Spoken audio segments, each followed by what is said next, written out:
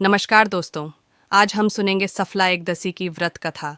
तो कथा सुनने से पहले हमारे चैनल को सब्सक्राइब करें, बेल आइकॉन को प्रेस करें, जिससे आने वाली नई वीडियो आपको मिल सके। शुरू करते हैं। महाराज युधिष्ठिर ने श्री कृष्ण से पूछा, हे जनार्दन, पौष कृष्ण एकादशी का क्या नाम है? उस दिन कौन से देवता का पूजन किया जाता है और उसकी क्या विधि है? कृपया मुझे बताएं। भक्त वत्सल भगवान श्री कृष्ण कहने लगे कि धर्मराज, मैं तुम्हारे स्नेह के कारण तुमसे कहता हूँ कि एकादशी व्रत के अतिरिक्त मैं अधिक से अधिक दक्षिणा पाने वाले यज्ञ से भी प्रसन्न नहीं होता हूँ। इसे अत्यंत भक्ति और श्रद्धा से युक्त होकर करें। हे राजन, द्वादशी युक्त पौष कृष्ण एकादशी का महात्म्य तुम एकाग्रचित्त होकर सुनो। सफला एकादशी की शुभकारिणी कथा सुनो। चंपावती नाम से विख्यात एक पुरी है जो कभी राजा माहिष्मत की राजधानी थी।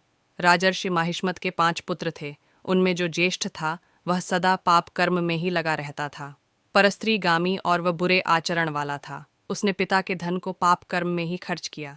वह सदा दुराचार परायण तथा ब्राह्मणों का निंदक का था। वैष्णवों और देवताओं की भी हमेशा निंदा किया करता था। अपने पुत्र को ऐसा देखकर माहिष्मत ने राजकुमारों में उसका नाम लुम्भक रख दिया। फिर पिता और भाइयों ने मिलकर उसे राज्य से बाहर निकाल दिया। लुम्बक उस नगर से निकलकर वन में चला गया।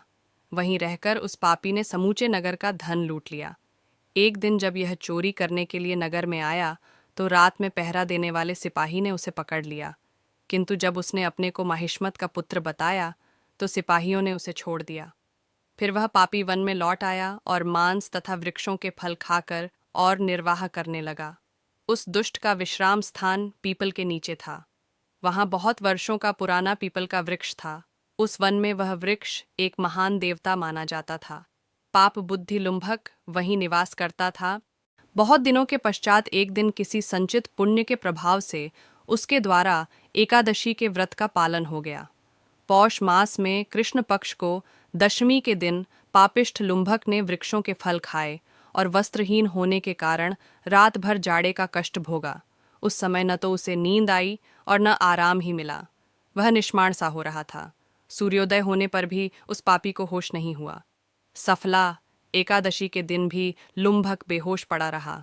दोपहर होने पर उसे चेतना प्राप्त हुई। फिर इधर उधर दृष्टि डालकर वह आसन से उठा और लैंगड़े की भांति पैरों से बार बार लड़खड़ाता हुआ वन के भीतर गया। वह भूख से दुर्बल और पीड़ित हो रहा था। राजन, उस समय लुम्भक बहुत से फल लेकर ज्यों ही विश्राम स्थान पर लौटा त्यों ही सूर्यदेव अस्त हो गए। तब उसने वृक्ष की जड़ में बहुत से फल चुने और निवेदन करते हुए कहा, इन फलों से लक्ष्मीपति भगवान विष्णु संतुष्ट हो। यों कहकर लुम्भक ने रात भर नींद ही नहीं ली। इस प्रकार अनायास ही उसने इस व्रत का पालन कर लिया। उस समय सहसा आकाशवाणी हुई, राजकुमार, तुम सफला एकादशी के प्रसाद से राज्य और पुत्र प्राप्त करोगे। बहुत अच्छा कहकर उसने वह वरदान की स्वीकार किया। इसके बाद उसका रूप दिव्य हो गया।